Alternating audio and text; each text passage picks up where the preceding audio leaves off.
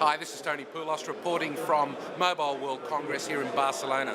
Today I've had the opportunity to find and chat with Louis Hall, the CEO of Cerillion Technologies, one of the industry's leading billing vendors. Louis, welcome. It's good to see you again. Good to see you, Tony. Good morning. I'd really like to know more about what's happening with the billing industry per se. Is it changing? What are the changes that are occurring at the moment? Let us know what the feeling is in the industry. Sure. I guess we're seeing more of the same trends, particularly convergence and more convergence.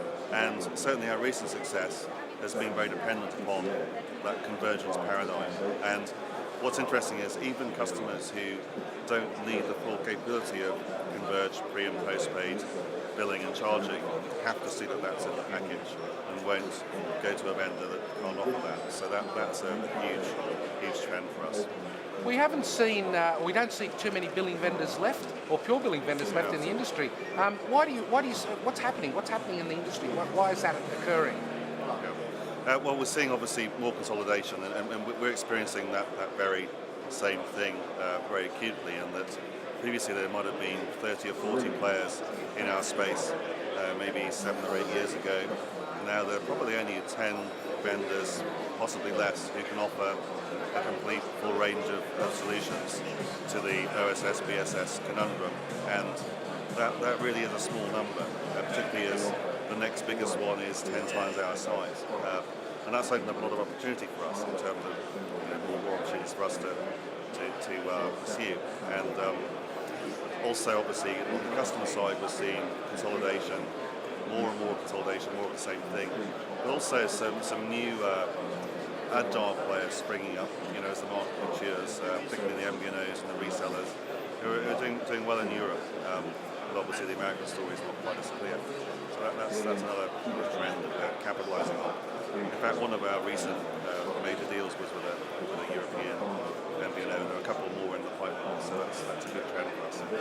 We keep hearing a lot about software as a service and software being off as a service.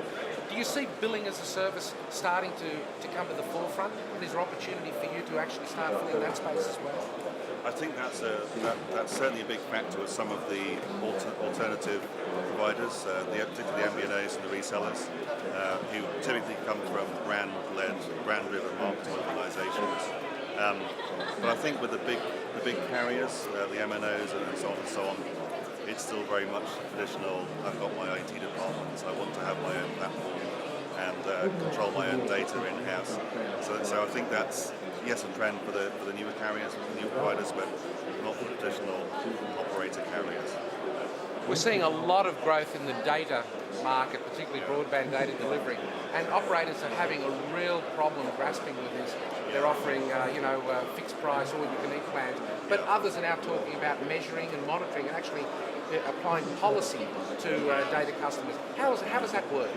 Yeah, well, that's a very good question, Tony. It's obviously quite a complex area, but essentially it's about segmenting the products to quite a low level of detail to maximise the upsell revenue on a particular package. And we're seeing huge complexity in some of those offerings, and that's required us to develop a very complex tariffing and product management engine to manage the different combinations of possibilities within those different contents and services. And that's, I think that's a... Well, we've been talking for years about going to a more simple billing model and rating model. We tried it, and it's not profitable, so now we're going back the other way, right? Absolutely, there's no money in it. At the end of the day, someone's got to pay for the bandwidth at some point in the cycle, and somebody's got to pay for the content, and I think we're seeing a return to much more complex charging algorithms, much more complex tariffs and products, and frankly the all-you-can-eat model is a bit of it's had its day, shall we say. It's been eaten. It looks like a good future for Cerillion then. Louis Hall, thanks for being with us today. It's a pleasure, Tony. Good to see you. Thank you.